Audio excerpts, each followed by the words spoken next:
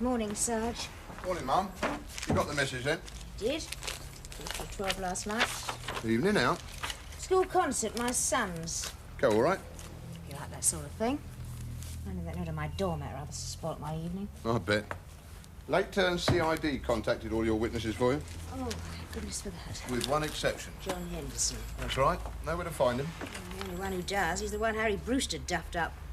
And he's got guts enough to stand up in court and say so. Well, there are still some heroes left, even these days. Still, I've got him in hiding until he's needed. Got any idea if the DCI's tied up at the moment? I don't know. But I wouldn't be surprised if he's expecting a visit from you.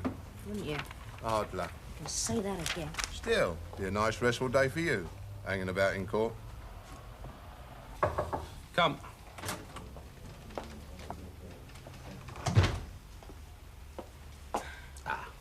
Yes. Pull up a chair. It's hard luck, Maggie. Oh, that's what they're all saying. Well, we don't run the courts, do we? Oh, yes, but today of all days. Yeah, I know. Two cases brought forward that I expected to give evidence in tomorrow, not today. Happens. Oh, it might happen, but I don't have to like it. You know, sir, I might still make it. For the briefing? Yes, I'm sure I could. You can't be. Not when you're in court. Well, as sure as I can be of anything. All right, convince me. Bert Prendergast on first, right? Well, he'll plead. Make history if he does. So he's got to, hasn't he? If he's got any sense. Remember? We caught him backing his car out of the garage ready to go off for the weekend, and the boot was crammed full of gear from his last break-in, and it wasn't even his car. So he's up on 2 counts. Receiving and nicking the car. Yes. Right. Nicking the car, he might plead, but the gear, no way. I'm terribly sorry, Your Honor. I admit I knocked off the car, but how was I to know there was all this gear in the boot? Yes, but they'd put their luggage on top of it. Him and his girlfriend.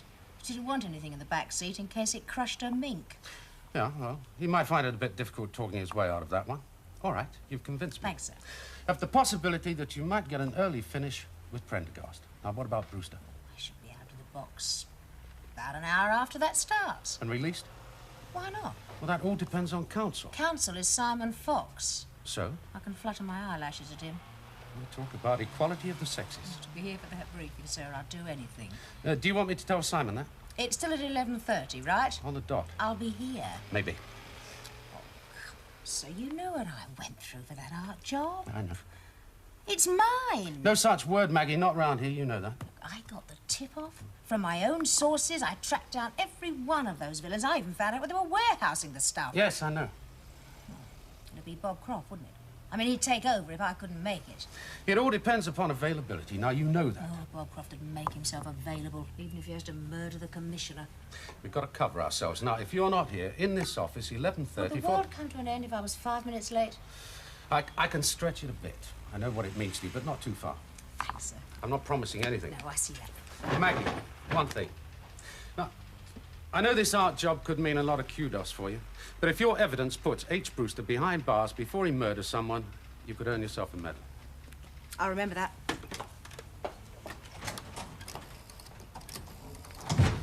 Oh, Croft there? Put him on, would you? Oh, thanks, Terry, I've got to say. No, do go.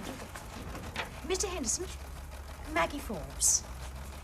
Look, Miss Henderson, I'm afraid that your case has been brought on a day early. Yes, well, it does sometimes happen with the court. Somebody decides to plead guilty after all and everything else is moved forward. Look, I have a car on the way to pick you up. Can you be ready in time? No, believe me, Miss Henderson, you've got nothing to worry about. No, he can't touch you in court. Well, after today, he'll be put away for years. Yes, of course, I'm sure. Once the jury's heard your evidence. Yes. Thank you, Mr. Henderson. I'll see you in court. That, I take it, was Harry Brewster's victim. Yeah, he's a very frightened one. Still, after today, all his worries will be over. You've heard, then, that I'm joining you in court today. I heard. Still, it shouldn't take long. Both mine are open and shut cases. So's mine. You brought something to read? A beauty. A corpse on every page so far. Oh, well, that should kill some time. Ooh. When I'm sitting in the local pub waiting to be called on. You should hang around in court if you can bear it, Tony. You pick out some interesting stuff that way. You think so? Oh, my dad does. He said it's better than the cinema and cheaper. Be there today, will he? Oh, yes, he'll be there. He says he'll hear my party piece, but if I know Dad, he'll suss out some nice juicy rape or indecent assault in another court, and he'll be out of the door before I'm out of the box. Isn't it a waste of time? Still working on that payroll job? Yeah. And one day, like today, could make all the difference. Join the club. Why don't they plead guilty and get it over with? Who? All of them. Brewster, Bert Prendergast, that young tearaway in my case who robbed that old woman. Guilty as hell, the lot of them. It's a farce. You're forgetting something, aren't you? Everyone is innocent until they're proved guilty. They wouldn't be in the dock if they weren't guilty. Yeah, we have still got to prove it. You're not going over there now, are you? Flutter my eyelashes. Hey? Nothing. Coming? Not before I have to. Listen, just tell him to hold it till I get there, okay, Jim? Thanks.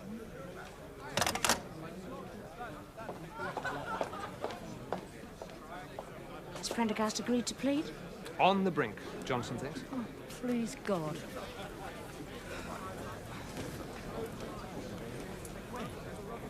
Big case, is it? That you want to get away from? Couldn't be bigger. Remember the Giorgione painting stolen from the Weinstein collection? You haven't recovered it. We will, this afternoon. Swoop starts at 12:30. Oh, congratulations. Thanks. Who'll take over the case if you don't get away? Bob Croft, probably. Give his eye teeth for it. I can imagine. When's the briefing? 11:30. I've asked Russell to hold it for me. Simon, you won't need me for long, will you? In the Brewster case? Seen the victim lately? What's left of him? Brewster's counsel won't push him too hard. If he has any sense. How long do you think he'll be in the witness box? About half an hour? I go in next. So, if Bert Prendergast pleads 5 minutes, half an hour before I'm called in Brewster. Simon, you won't leave me for long, will you? Have you out of the box in 10 minutes? And released? Well, I can't see why not. It's only evidence of arrest, isn't it? Promise? For you, anything. Am I late? It's a nice time. Oh, you wouldn't believe the Relax, traffic. get your breath. Your case isn't first, anyway. Oh, thank God for that. Yeah. How long do you reckon you'll be? Oh, about an hour, I should think. Bert Prendergast might plead. Oh, Bert, never. Hard case, is he? He always gives them a run for their money. Our money. You're right there. You lost me. British taxpayer, Dad. He's on legal aid again. I don't believe it. Bert'll never Oh, plead. he will this time if he's got any sense. I licked him myself. I was just going off duty, out to dinner as it happened, and I got a tip-off. Ma'am, who do I see about my evidence? Oh, you're in luck. It's Simon. He's looking after both of us. So you're in good hands. Both of us? What, 2 cases on the same day? Yes. I'm hoping Brewster's case will go before lunch. All right, if I get a cup of tea. I'll see you later. Do you mean Harry Brewster might change his plea at the end of the prosecution case? When he sees the prime witness, yes. Who's his counsel? A man called Ryan. Haven't come up against him before. Well, what does he say? I mean, about changing the plea? Just, I'll see. Oh. Yeah, we'll have the judge with us, though. It's old Ransom. He always gets through the list like a dose of salt. You'll be through in about an hour, then. Good. Why? It's sussed out a beauty upstairs. Indecent assault. Well, it's hardly worth coming down here, then, is it? Oh, well, may as well listen to your piece as well. Don't start till 11:30. Thanks, Dad.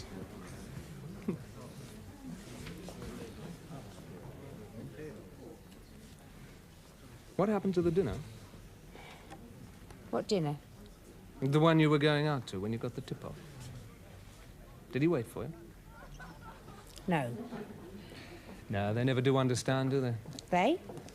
Outsiders. No. We must get together sometime. Swap hard luck stories. Yes, let's.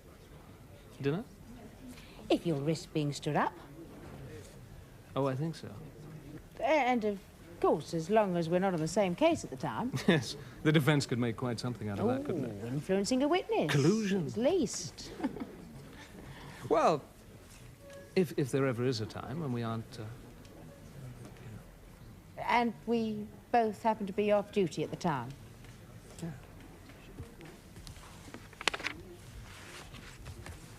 Look, what about... Prendergast, please.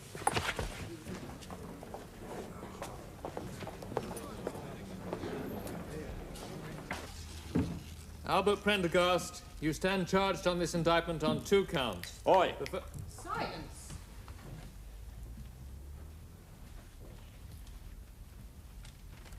If it please your Honour.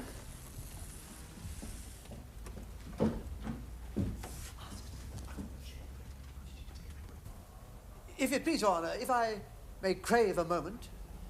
Can you give me any idea of just how many moments, Mr. Johnson?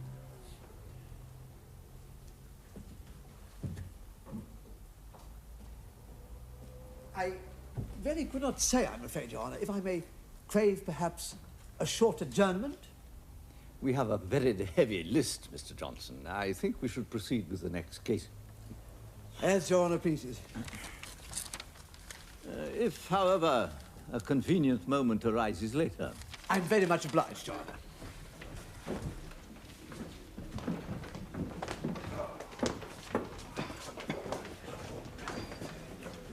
Hard luck. Well, I might still make it.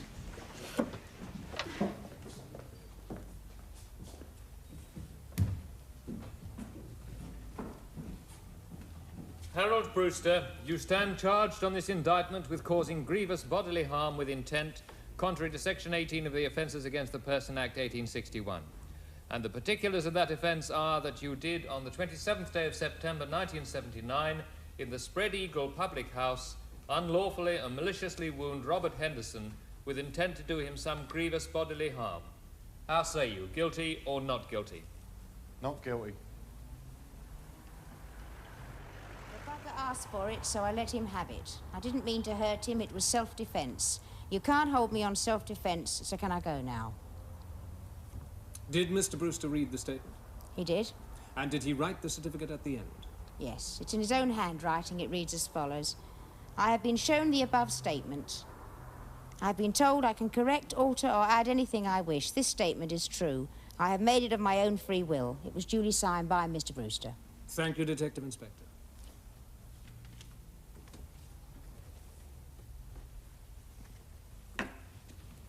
Just one moment, Inspector. There was just one point about your evidence that struck me. The time. I'm sorry. The defendant commenced making this statement at 4:23 a.m. and concluded it at 4:26. That's right. In 3 minutes? Yes.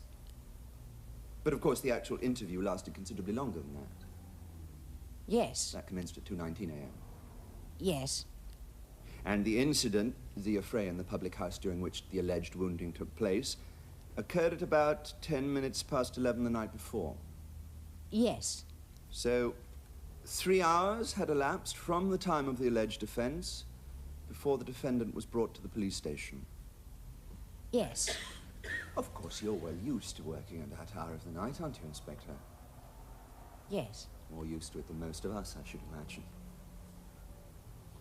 And a young, healthy, and if I may say so, very attractive woman like yourself probably wakes each morning alert, refreshed. Whereas most of us are hardly likely to be at our best at that hour, are we? Are we? I'm sorry. I hadn't realized it was meant to be a question. I prefer not to answer it. I'll not press it. Perhaps you would like to rephrase your question, Mr. Rao. My point, Your Honour, was quite simply that my client, like many of us, is hardly at his best at 2 o'clock in the morning. It is a fairly self-evident point, Mr. Rao. I'm obliged to Your Honour. So, having denied the charge for 2 hours, my client suddenly capitulated and signed a confession. That's right.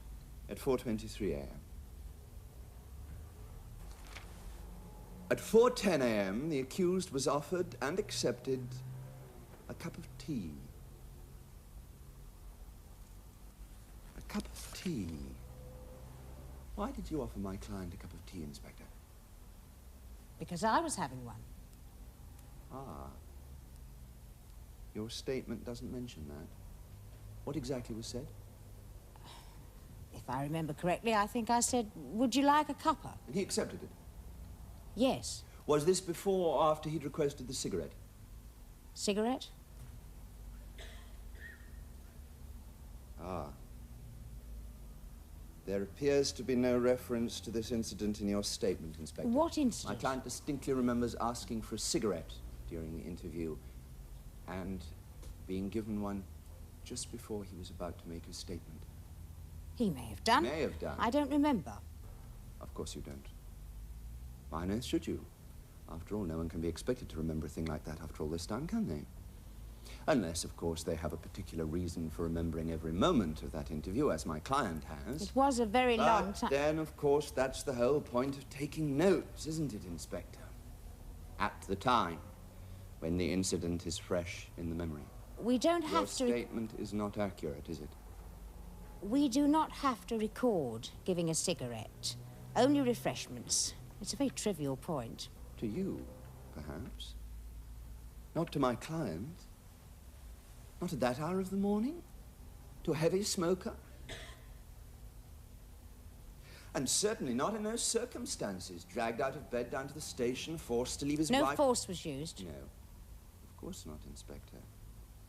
We all know that sort of thing doesn't happen in our police stations, does it? The rubber hoses, the knocking about. No. Of course, there are degrees. If your client has any complaints to make, I suggest he makes them through the proper channels so they can be properly investigated. But there are other ways of killing a cat than drowning it in cream, aren't there? Aren't there? I'm sorry. Would you like me to repeat the question again? I didn't realize it was meant to be a question. Again. I see. Did you offer my client a cream cake with that cup of tea and cigarette? I'm afraid we don't run a luxury service. No, I'm sure you don't. Particularly at that hour of the morning. Still, it must have been a very welcome cuppa. After all, he'd been woken up, dragged out of his bed, brought No down... force was used. No, we've already established that, haven't we? And we've also established that there are other ways of, shall we say, persuading someone to do what we want them to do. We haven't established anything of the sort. I do beg your pardon. I thought we had. Perhaps the shorthand writer could read back the passage in question. No, that won't be necessary. I remember the passage in question very well. You were talking about cats and cream. We haven't established that either has any connection with this case. I think it's for his honor and the jury to say what has a connection with this case. However, if you would prefer, again, that I did not pursue that point, of course I won't. Let's return to your very trivial point about the cigarette. Of course, a man in the defendant's position at that hour of the morning is very vulnerable, isn't he? Even something as trivial as a cigarette can assume great importance at that hour. He'd sell his soul for a cigarette, anything. I doubt it. No, there are other things which would be even more important, aren't there? Chance to see his wife, perhaps, who's waiting at home, sick with worry. But of course, that's not possible, is it? There are no visiting hours when you're interviewing a suspect. A cigarette is a poor substitute, perhaps, but very welcome. Mr. Ryan, Your Honor. you have already established, I think, that a cigarette can be very welcome to a heavy smoker. I'm obliged to Your Honor. I'm delighted my point is established. Inspector, if... Yes. Oh, I do apologize. I realize you have pressing business elsewhere, but I'm sure you'll appreciate this is also very pressing for my client. A man who's been coerced into signing a confession to a very serious crime. That's not true. I'm sorry. He wasn't coerced into signing anything. Oh, very well, if you prefer it. Bribed, a man who's been... Bribed? You very distinctly With a say... cigarette? We can't even be sure that it was just a cigarette, can we? You've already admitted one error in your statement. There could well be others. You There could have are offered him not. anything for all we No. know. A cup of coffee, It's not a even, question cream of... He cake. won't touch our coffee. He says it always tastes like...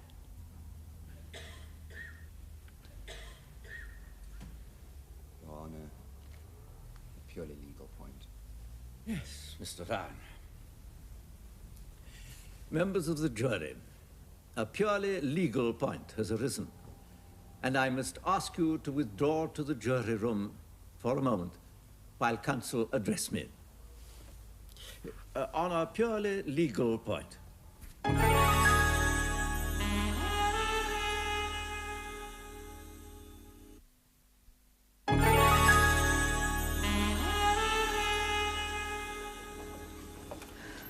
Chops and tomato sauce, members of the jury. Chops and tomato sauce. Don't you think that's funny? That's Mr. Pickwick, love. You won't go far in this business without coming across Mr. Pickwick. Why don't you go over and tell him about Mr. Pickwick? Maybe he'd appreciate it. Well, you can't win them all, Maggie. Yes, but to let him off just because I was I still don't get it, stupid. just because she said that about the coffee. He'd been down to the station before, hadn't he? So he'd got form, see? And once the jury knows that... But he hasn't got any form. No one would testify against him before. No, he's been sussed. That's all Ryan needed. If he hadn't pulled this off, it'd have been on to police harassment. Have to hand it to him. Oh, I'd like to hand it to him. I'd like to... That jumped-up smart aleck ever happens to be on a pedestrian crossing as I drive up, so help me. Nice to have met you, Inspector. Sorry about that.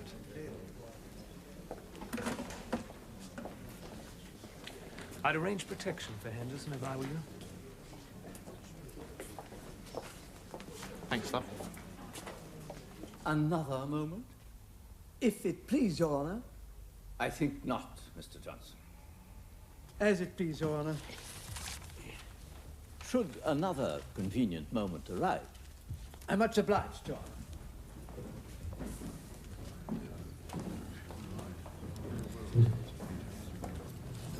I'll get on with Roberts now. There goes your briefing. Well, I might still make the swoop if Russell will hold that for me. Yes, sir, I know. I couldn't be more sorry. Look, sir, I'm sure that I'll be away by 1 if you could hold it until then. I swear, by Almighty God, that the evidence I shall give shall be the truth, the whole truth, and nothing but the truth.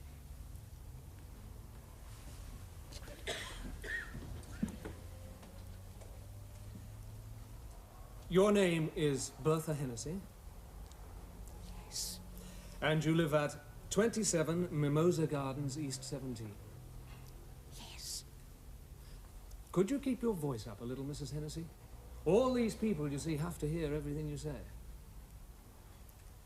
Mrs. Hennessy, Yes. if you would like to sit down, please do so. At any time. Thank you, your worship. Not at all. Do you live in a house, Mrs. Hennessy, or a flat? Flat. Council. Do you live alone? Yes. You're a widow. Yes, 10 years now. Have you any children? Well, there's Michael and Susan, but they've gone now. Gone? Got married. So you live there alone? That's right. You will remember to keep your voice up, won't you? I'm sorry. I said that's right. Now, Mrs. Hennessy, have you ever heard of a company called the We Treat You Right electrical company? I bought the dryer there, didn't I? The tumble dryer? Yes. I see. I don't like going round to the laundromat, you see. I see. I mean, Now- all them people, you never know where their things have been, do you? I know they say they change the water every time, but you can't be sure, can you? I mean, there's no guarantee, is there? About the tumble dryer, Mrs. I've got Hennessy. this little twin tub, see? It's old, but it works a treat. Only it don't get things dry, really, just damp. I used to hang 'em out over the bath, but it got a bit hard with me arthritis. So my Michael says to me, Mummy says it's about time you had a proper dryer, make things easier for you. Yes. So he give me the money. He's doing very well. He Yes. got a promotion. Yeah, Mrs. Hennessy, Yes? you told us you bought the tumble dryer at It's a new place, you see, this shop. Only opened recently. Hasn't been there. Well, when you say you bought it, I don't suppose you were going to carry it home. Well, they were going to deliver it, weren't they? So, you went to the shop, and you chose the one you wanted. Is that right? Yes. Do you remember how much it cost? Oh, a lot. A lot of money, nearly 80 quid. Was it £77.45p? About that. Yes, we will be hearing from the manager of the store, Your Honor. So, what arrangement did you make with the shop about paying for it? Well, COD, didn't I? That's cash on delivery. That's right. And was it delivered, Mrs. Hennessy? Yes. Right. Now, what time did he bring it? Who? I'm sorry, I'll rephrase the question. What time did the tumble dryer arrive? Well, it was after lunch, wasn't it? I know, because... Now, who brought the tumble dryer, Mrs. Hennessy? Who brought the tumble dryer? Bertha. I beg your pardon? Everybody calls me Bertha. Very well, Bertha. Who brought the tumble dryer? Well, the young man, didn't he? Did you know his name? No. Do you see him in court now? Yes. I'm sorry? Yes, I do. Where? Over there. I think the witness did indicate the defendant, Your Honor. I think so too, Mr. Fox. You mean the young man sitting over there, Mrs. Hennessy? Bertha? I'm sorry. I beg your pardon. Calling you, Your Worship. I didn't understand. I get a bit confused. That's quite all right, Mrs. Hennessy. I've never been in one of these places before, you see. It's quite all right, Bertha. We all understand. Bit confused. Yes. But you're not confused about who delivered the tumble dryer, are you?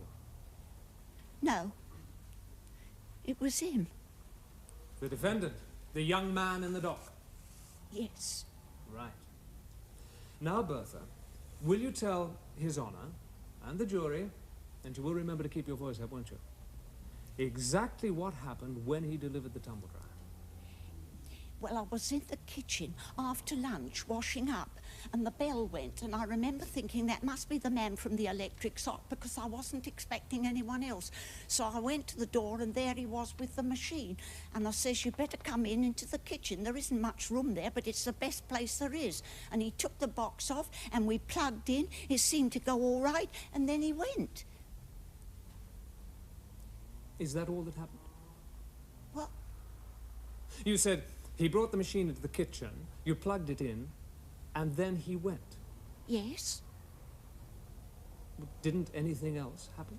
You mean, did I give him the money? Yes, Bertha. Well, I had it right there, didn't I? And did you And give it Michael to him? knew how much they cost because Yeah, well, he'd so you been had it looking in cash?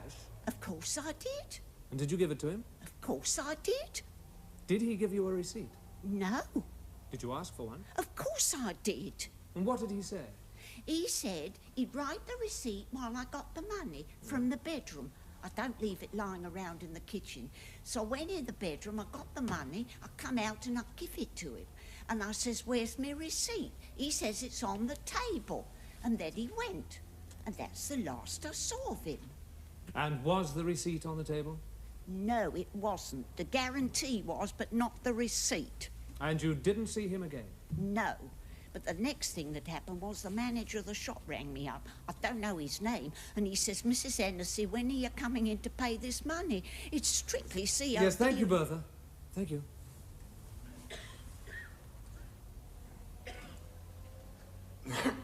Mrs. Hennessy, you said that when the tumble dryer arrived, he, the defendant, took the box off and plugged it in. Do you remember saying that? Yes. Was there a plug attached to the machine when it arrived? No. So where did the plug come from? Well, I had a couple of spares, didn't I? Ah, so you put it on while he was there? I wouldn't know how. You mean the defendant fitted on a plug for you? Well, how was I to know it worked proper if it wasn't plugged in? That was very kind of him, wasn't it? Well, it's his job. No, Mrs. Hennessy, it is not. He had other deliveries to make. It held him up, I suppose. So it was kind of him to wait and give you a hand, wasn't it? I suppose so. Yes. Now, you said you went into the bedroom for the money. How long were you in the bedroom? How long? Yes. Oh, about a couple of minutes. Long enough for him to write a receipt, if that's what you mean. So it wasn't just sitting there on the table? Of course it wasn't sitting there on the table. I don't leave money like that lying around. And very wise, too. It was quite a big sum, wasn't it? In cash. £77 and 45 pence. Where was it, Mrs. Hennessy? I hid it. Where? Under the floorboards. I'm afraid I must ask you to speak up, Mrs. Hennessy. I don't think anyone here is going to burgle you. I hid it. Under the floorboards. But I keep it in a different place now. Keep what, Mrs. Hennessy? My money, of course. This money? This £77, 45 pence? What do you mean? You never gave the defendant that money, did you? Of course I did. You came back into the kitchen and said you didn't have it, didn't you? No! And that you'd drop into the shop later and pay, didn't you? No, that isn't true.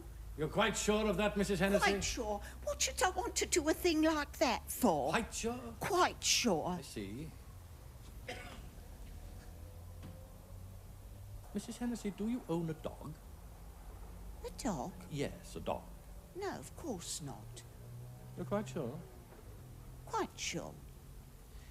You are saying there was no dog in your flat the day the defendant came with the tumble dryer? No. Oh, well, there might have been. Might have been. Well, sometimes... Sometimes what? Sometimes I look after my son's dog when they're away, like, just for a day or two. What sort of a dog is it, Mrs. Hennessy? Well, I don't know much about dogs. Big? This high? Small? Small.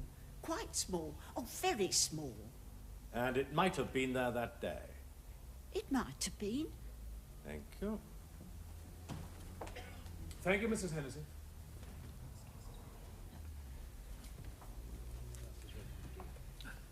Of course. Members of the jury, this may be a convenient moment for you to adjourn for lunch. There is one matter I have to deal with which does not concern you. Call Albert Prendergast.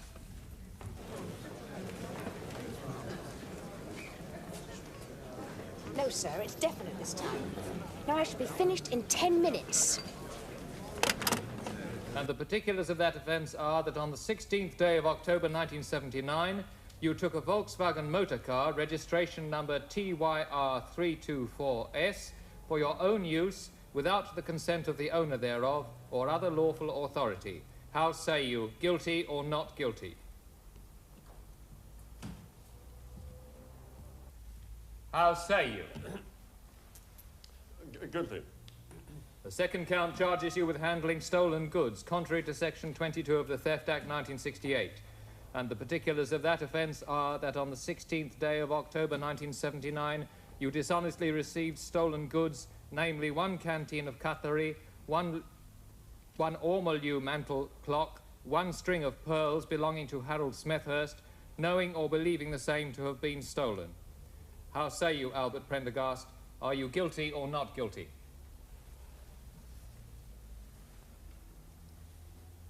Well, it's like this, Your Honor. I didn't do it, but he says I've got to say I did. Are we to understand that you wish to plead not guilty? That's right. To both charges? Yeah. So be it. Your Honor, concerning the release of the witnesses... I think not, Mr. Pratt.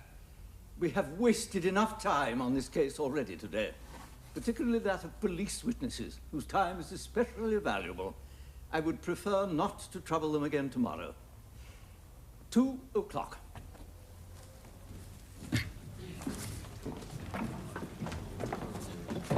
What was all that about? He'll call it on this afternoon, after we finish. Well, that's that. Yep, that's the ball game. Well, it's different in America.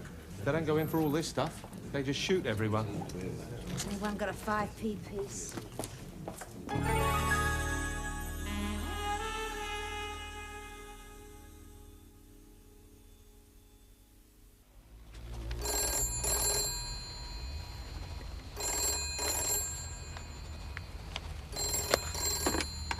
Russell. Sir? Do you know what time it is? Yes, sir, I do. All over in 10 minutes, you said. That was an hour ago. Yes, well, you know what it's like here at lunchtime, sir. Everyone trying to use the phone at once. Well, where are you? I'm at the dock brief. Yeah, and what happened with Brewster? You didn't delay the swoop, did you, sir? What do you think? Have they called in yet? Well, hardly. They only left half an hour ago. Sir, I am sorry. But you were so certain you were going to be back, weren't you? Yes, I was, honestly. Oh, if they get there too late, I'll know to blame, won't I? Sir, I did try to phone you, and when I did, you weren't there. Yeah, all right. So what's happening? He changed his mind again. Bert Prendergast. He's been in and out of the dock all morning. His brief's going berserk. So when will you be back? What does it matter now? Well, of course it bloody matters. I need you here, up to me neck. When will you be back? Well, I don't know. Well, what do you mean you don't know? Prendergast's up now, isn't he? No, the judge was so angry he's holding it back until Tony's case is finished. Will that take long? Well, it might. Now, how long did Brewster go down for? There's something wrong there, sir. I don't know. I don't think she's telling the truth. The old woman who says she's been robbed, there's something about her. I mean, she talks too much and about the wrong things. Maggie. Something might come out in the defense. I mean, if his brief knows what he's doing, which I doubt, and if that boy had Ryan defending him. Ryan? Ryan? Who's Ryan? What? Maggie, have you been drinking? No such luck. Eh? No, sir. Now, look, if you're talking about Tony's case, forget it. I'm only interested in Brewster. There's somebody wanting to use the phone. I'll be back as soon as I can, okay? Thank you. You saved my life. So he says, well, you told the police all about it, didn't you? And she says, oh, yes, that's different. They're not people. What did Russell say? Oh, just that they'd all waited until the last possible moment because I was so sure I'd get there. And that if they arrived too late to pull off the raid, it'd be all my fault. Did you tell him about Harry Brewster getting off again? Didn't seem quite the moment. Well, you'll have to tell him sometime, won't you? Yes, Tony, I will.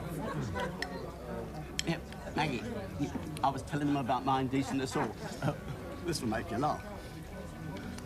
She won't tell him, you see, what the man did to her, or what he said.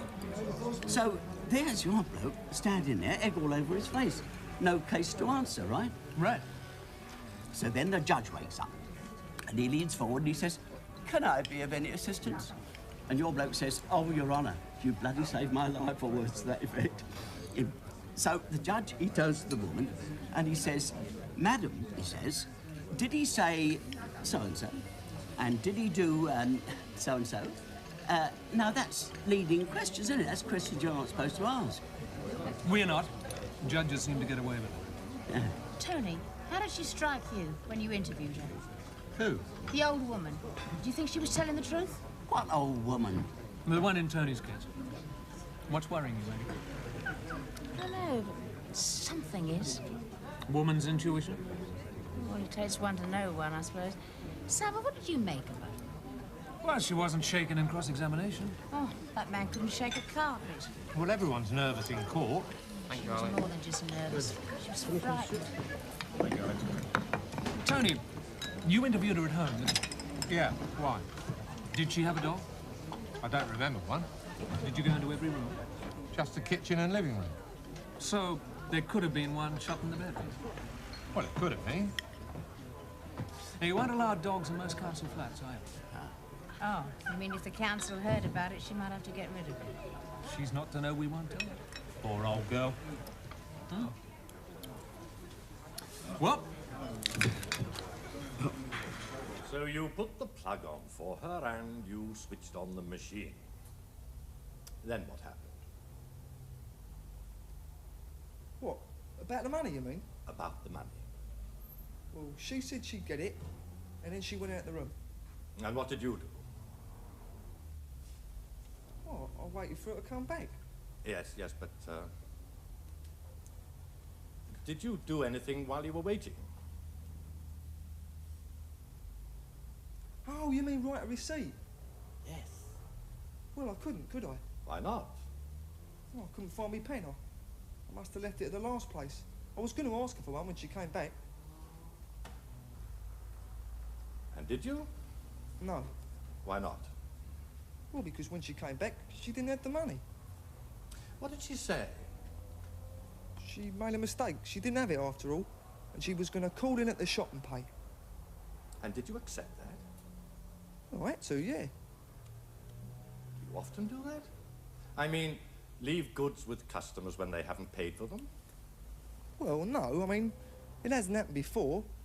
I mean, I didn't know. It was all unpacked and I put the plug on and we might have lost the sale if we'd have taken it back. I weren't sure what the boss would want. Did you think to telephone him? No, that never occurred to me. Anyway, she probably weren't on the phone. Yeah, and besides... Besides what? Well, there was this dog, see, in the kitchen while I was waiting. While Mrs. Hennessy was out of the room? Yeah. What sort of a dog was it? I don't know what they're called, do I? A big dog? Yeah, very big. It had black spots all over. A Dalmatian? Well, I don't know. That's a very big dog. Well, right, and it was a small room, see? And every time it moved, it knocked into me. It kept going for me. You mean it was savage? Trying to attack you? Well, I don't know about attack me. It just kept jumping at me, that's all. Were you afraid of it? Well, at first, yeah, a bit nervous. I mean, it was too big, right? To be kept up in a little room like that. So you didn't want to hang around any longer than you had to? No, I wanted to get out as soon as I could. And did you? Yeah. Without the money? Yeah. Thank you. Simon, that boy. He delivered to other houses that morning, didn't he? That's right. Councillor Prendergast. 2 television sets, a dishwasher and a washing machine, right? So? Well, if you wanted to take the money, why not from one of those? They're far more valuable. Well, maybe none of the other houses are just an old lady on her own. Simon, have you seen Bert Prendergast anywhere? Try the pub. It's closed. Cafeteria, then? I have. Councillor Prendergast. Damn. I know she's hiding something. It's the dog, Maggie. No, something else. Cheer up. They might acquit him. Councillor Roberts, jury's back. After 10 minutes? David Roberts, the jury has found you guilty of theft.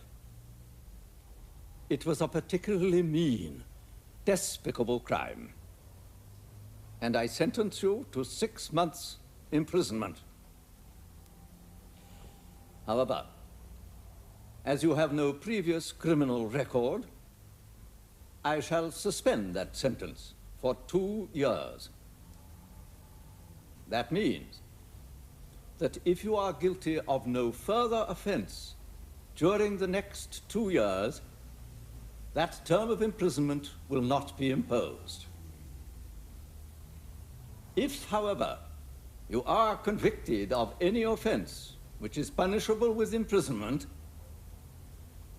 this sentence will be considered at that time and may be added to any further term which the court may then impose. Do you understand what I'm saying? Councillor Prendergast.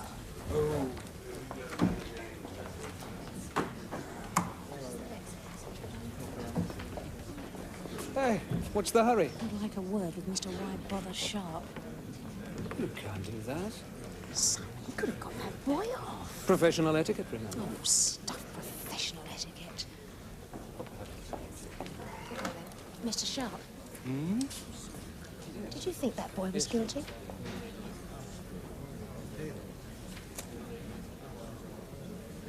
That old woman, she was lying, wasn't she? Yes. Why? Never know now, will we? Couldn't you have got it out of her in cross-examination? Got what out of her? That's your job, isn't it, to find out? And put the jury on her side even more than they were. Well, there must have been some way of finding out exactly. We aren't private detectives, you know. You might take the elementary trouble You to... lot arrested him, remember? Mrs. Sharp, we can all make mistakes. Can I have that in writing? Well, there must be something that we can do. We? I could put a report into the DPP. I thought you lot had better things to do. You could appeal, couldn't you? Against a suspended sentence. Look, the boy's lost his job. What chance has he of getting another? And he's got form now, and you know what that means as well as I do.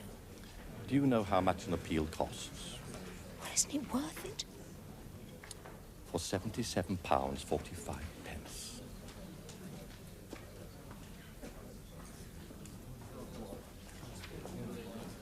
Well, bloody believe it. Believe what? Bert Prendergast's gone home.